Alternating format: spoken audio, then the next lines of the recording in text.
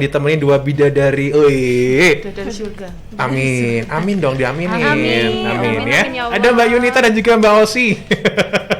Tadi sempat dijelaskan seputar iuran JKN KIS gitu kan, terus juga boleh dibayarkan sekaligus nggak sih selama 2 atau 3 bulan ke depan gitu kan, dan seputar auto debit sedikit baru diterangkan sama narasumber ya. Oke, langsung aku pengen tanya lagi seputar gimana sih sebenarnya proses pembayaran melalui auto debit ini, dan auto debit ini setiap tanggal berapa aja?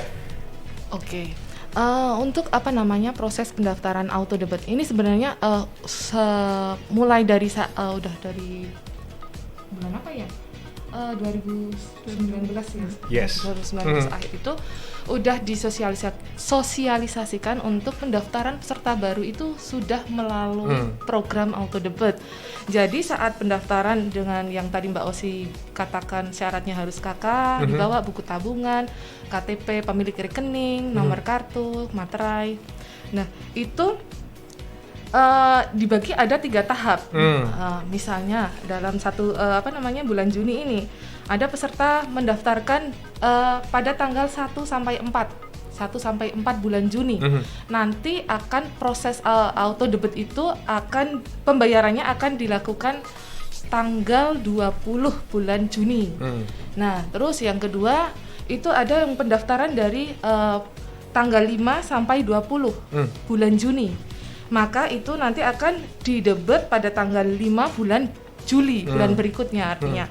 Terus yang ketiga adalah tanggal 21 sampai 31 Juni. Maka pembayaran auto debitnya akan dilakukan setiap tanggal 20 bulan Juli, bulan berikutnya.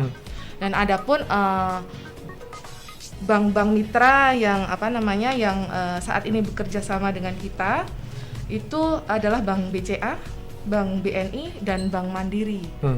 Nah, untuk Bank BRI ini sebenarnya kita juga bisa, cuma pendaftarannya harus melalui mobile JKN karena kita nggak untuk pendaftaran melalui kantor itu kita belum bisa karena masih dalam pengembangan sistem dari Bank BRI. Dan untuk pengauto debetan atau pendebetan rekening itu dilakukan pada tanggal untuk Bank BCA itu tanggal 5 sampai 10 atau tanggal 20 dan tanggal 20 maksud saya. Terus yang untuk Mandiri itu sama tanggal 5 sampai 10 dan tanggal 20. BNI dan Mandiri itu tanggal 5 sampai tanggal 10. Oke.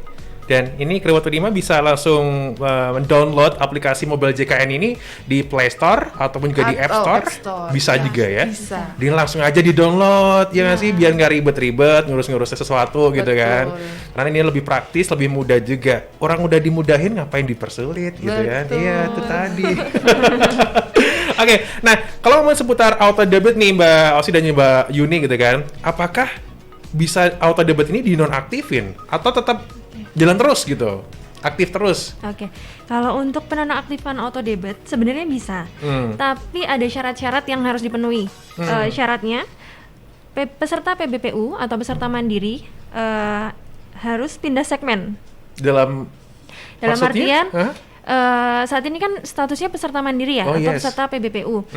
Ketika dia bekerja dalam suatu perusahaan, dia alih segmen, jadi menjadi peserta PPU atau bekerja sebagai PNS gitu contohnya, atau pindah kepesertaan karena terdaftar sebagai peserta PBI, bantuan iuran dari pemerintah. Nah, itu bisa dinonaktifkan untuk auto debitnya. Selain pindah segmen, ada juga peserta yang meninggal, tetapi harus dilaporkan oleh anggota keluarganya. Jadi meninggal tanggal berapa itu kita harus menonaktifkan kartunya juga, baru nanti bisa dinonaktifkan untuk auto debitnya. Kemudian yang terakhir, peserta yang tinggal di luar negeri yang sudah dilaporkan ke BPJS. Jadi itu juga dinonaktifkan dulu. Jadi bisa ya, intinya bisa dinonaktifin tapi dengan syarat itu tadi gitu betul. Kan. Oke. Nah, kalau misalnya nih Ferdi punya auto debit dari Bank BCA tadi bisa ya? Bisa. BCA langsung mau pindah ke Mandiri itu apakah bisa untuk dipindahkan antar bank? Dan kalau bisa gimana caranya dong, Mbak? Bisa. Kalau untuk kalau kita menyebutnya ini istilahnya pindah kanal ya, kanal auto debit itu bisa dilakukan tapi hanya di mobile JKN. Hanya di mobile JKN. Syaratnya itu peserta harus tadi punya mobile JKN, terus peserta yang dapat melakukan pindah kanal itu hanya peserta yang mempunyai rekening atau pemilik rekeningnya. Terus patut digarisbawahi ini untuk status perpindahan kanal itu akan dinyatakan sukses jika status pendaftaran auto debitnya di kanal yang baru itu juga sudah sukses gitu. Terus yang kedua, peserta yang gagal melakukan pindah kanal auto debit itu untuk kanal yang baru, jika dalam 1 kali 24 jam itu gagal, statusnya gagal, maka auto debitnya itu akan masih berjalan di kanal yang lama. Artinya kalau misalnya di mandirinya itu belum berhasil, nanti akan tetap kedebit di Bank BCA. Bank lama gitu ya. Iya, dalam masa tenggang waktu 1 kali 24 jam ya. Dan untuk kadang ada nih ya peserta yang ucuk datang ke kantor ke bank langsung gitu. Saya mau menonaktifkan. Nah, peserta menonaktifkan di bank langsung. Terus kalau dalam waktu 1 kali 24 jam itu belum ada terdaftar di bank baru atau debit di kanal baru, itu nanti tetap akan kembali aktif. Jadi tetap akan debit lagi di bank sebelumnya. Jadi masih belum nggak bisa itu. Mau diakal-akalin kayak apa juga nggak bisa. Sampai Mbak tolong dong Mbak mau ganti dong, nggak bisa sampai bisa. Prosedurnya seperti itu ya Mbak Yuni ya? Iya gitu. Jadi udah sistemnya udah dibangun sedemikian rupa sehingga peserta itu nggak bisa istilahnya untuk mengakali gitu kan. Kan ada kan yang saya nggak mau ini meneruskan. Kalau auto debit itu kan pasti akan terbayar ya Mas ya, pasti akan terbayar. Jadi kan untuk menanggulangi yang seperti itu, resiko-resiko seperti itu, makanya dibikin sistemnya. Jadi nggak ada yang nakal. Nggak bisa. Oke. Jadi sistem auto debit ini memudahkan peserta dalam membayarkan tagihan secara tepat waktu pastinya ya. Manfaatnya apa sih sebenarnya kalau kita tuh punya auto debit gitu?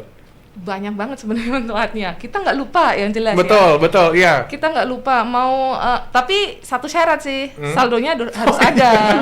Lah kita nggak lupa, tapi kalau saldonya nggak ada ya percuma sih. Betul. Tapi kalau misalnya Juni ini nggak ada saldonya nih, Juli baru diisi, ya nanti kedebitnya akan 2 kali, gitu. Terus yang kedua manfaatnya apa? Kalau kita iurannya terus terbayar, artinya kan kartu kita itu tetap aktif. Betul. Ya nauzubillah ya, kita nggak ingin kita tiba-tiba sakit atau gimana. Nah itu jadi kalau kartu aktif kan otomatis bisa dipakai untuk mendapatkan pelayanan dari fasilitas kesehatan seperti itu. Jadi memudahkan sekali nih Krewatudima ya, auto debit, asalkan saldonya cukup. Kalau enggak ya percuma doang dapat ini auto debit kan Krewatudima ya. Iya, kan nggak harus nggak harus di rekening bank, bisa ke M-Cash atau akun elektronik lainnya. Misalnya ada nih, saya nggak punya rekening bank, kan nggak ada alasan lagi seperti itu. Oke, ketimbang buat ngorder makanan doang gitu kan, mendingan buat bayar itu. GoFood mulu ya kan? Apa Mbak? Dia iklan loh. Disensor ya. Gak bisa nih live soalnya. Jadi lebih memudahkan lagi kalau Anda tuh punya ini aplikasi-aplikasi yang disebutkan sama Mbak Yuni sama Mbak Osi nih Krewatudima ya. Oke, nah itu tadi untuk manfaat bagi peserta. Iya sih. Nah, kalau untuk BPJS Kesehatan sendiri, manfaatnya apa sih dengan adanya sistem auto debit ini? Apakah langsung, enak nih udah ada auto debit jadi kerjaan lancar dan sebagainya, tinggal bisa santai gitu nggak? Gimana Mbak Ozi, Mbak Yuni? Iya, kalau untuk manfaat bagi BPJS ya, pasti dengan auto debit itu adalah tingkat kepastian penerimaan iuran itu tinggi gitu loh. Jadi kan udah nggak ada lagi alasan-alasan yang lupa lah apalah gitu. Terus yang kedua itu kolektabilitas iuran PBPU juga akan tinggi. Karena kenapa? Sebenarnya kolektabilitas iuran yang paling jeblok itu sebenarnya adalah peserta dari bukan penerima upah. Nah, itu sebenarnya membebankan kita juga sih di klaim BPJS karena yang sebenarnya yang banyak memakai itu juga peserta mandiri juga sih sebenarnya. Nah, terus yang ketiga itu adalah meningkatkan awareness dan willingness to pay peserta PBPU. Itu mungkin ada tambahan. Tambahan dari Mbak Osi. Sudah cukup ya Bu Osi ya? Langsung ke Ibu Juni udah cukup juga ya. Nah, lantas apa sih yang dilakuin sama BPJS Kesehatan nih Mbak Osi dan Mbak Juni gitu kan untuk mempermudah pembayaran melalui auto debit ini? Jadi biar semua juga win-win solution gitu. Enak nih BPJS Kesehatan udah ada auto debitnya. Gimana nih? Nah, seperti kalau yang ini seperti yang sudah saya jelaskan tadi di awal, ini sebenarnya kan goals-nya itu adalah kita wajib auto debit tahun 2023, 1 Januari 2023. Nah, saat ini masih dalam proses sosialisasi. Betul. Terus nanti akan ada masa uji coba dan masa transisi.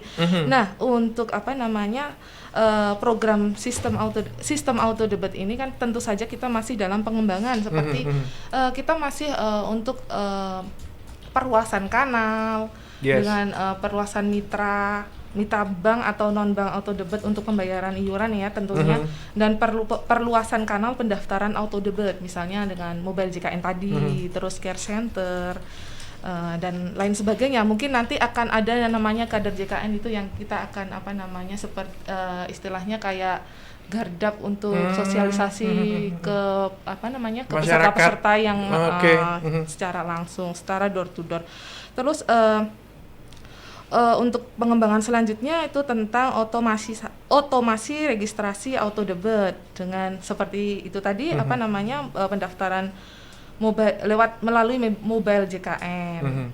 Dan pendaftaran itu sudah istilahnya paperless ya, nggak perlu ngisi form lagi dan nggak perlu tanda tangan basah. Terus untuk otomasi pindah kanal itu juga bisa dilakukan di mobile JKN. Nah, itu nanti sistem auto debit ya, gambaran-gambaran seperti itu yang nanti akan kita terus kembangkan sampai nanti akhirnya di tahun 2023 itu akan dikunci itu pembayaran iuran itu hanya melalui auto debit saja gitu. Oke. Jadi dengan adanya kader JKN ini bisa istilahnya membuat masyarakat peserta juga lebih mudah ya dalam memahami ini sosialisasinya. Yes, iya. Betul sekali. Seperti yang kayak kita ini juga sebenarnya kan juga wujud sosialisasi. Betul. Gitu. Terima kasih Ibu. Sudah dijelasin loh ya. Jadi paham seputar JKN ini kerabat Udima ya. Kalau misalnya iuran JKN-nya udah lunas, hati juga ikhlas. Iya nggak sih? Nah, makanya buat yang pengen tanya seputar tema kita kali ini boleh banget via SMS WhatsApp di nomornya 0811 2533 876, dan terima kasih buat teman-teman dari BPJS Kesehatan yang sudah nonton Instagram juga ya. Kok tahu sih? Iya, ini kan ada feeling nih. Terima kasih, selamat siang Ibu Bapak yang di kantor BPJS Kesehatan cabang Magelang. Salam dari Ferdi. Selamat bekerja. Selamat bekerja, semangat. Mas Rizky. Oke, kerabat Udima, once again langsung di 0811 2533 876 Talk Show bersama BPJS Kesehatan Magelang. Saatnya untuk share pertanyaan Anda yang sudah masuk di 0811 2533 876 0811 2533 876. Tadi sempat saya share juga sama narasumber sebelum kita naik ya, kerabat Udima ya. Nah, yang pertama terima kasih buat Safira.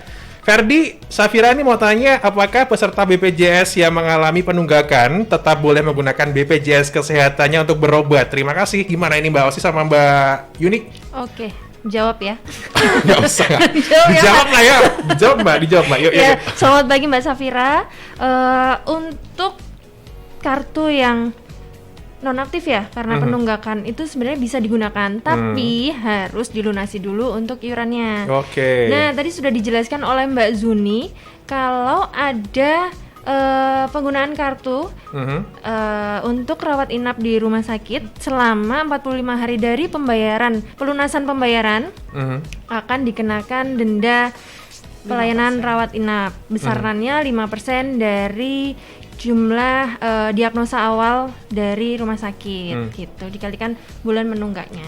Jadi itu perhitungannya yang tepat ya, seputar penunggakan ini ya, kerabat Udima ya. Safira udah jelas ya Safira ya, kalau belum jelas langsung ke kantor BPJS Kesehatan. Kalau enggak langsung download mobile JKN ya. Bisa. Oke, Azril dijawab Punan. Terima kasih buat Azril. Azril mau tanya, apakah BPJS yang mengalami penunggakan itu boleh dicicil? Nah, gimana ini? Dicicil, Di angsur ya. diangsur. Emang bisa Mak? Atau Dulu tuh sebenarnya ada. Oh, dulu ada. Dulu ada. Pertengahan tahun 2020 waktu pandemi lagi naik-naiknya tuh. Itu ada namanya program relaksasi, tapi sudah berakhir tahun akhir Desember 2020. Jadi mohon maaf sekali untuk 2021 ini sudah tidak ada. Oke. Jadi harus tetap mau nggak mau tetap pakai auto debit Harus nggak apa-apa lunas. ya. Iya. Lunasan Gitu. dulu Harus baru lunasan auto dulu. debit. Oke, Azril jangan sampai nunggak lagi. Oke, ada juga ini Mbak Jihan.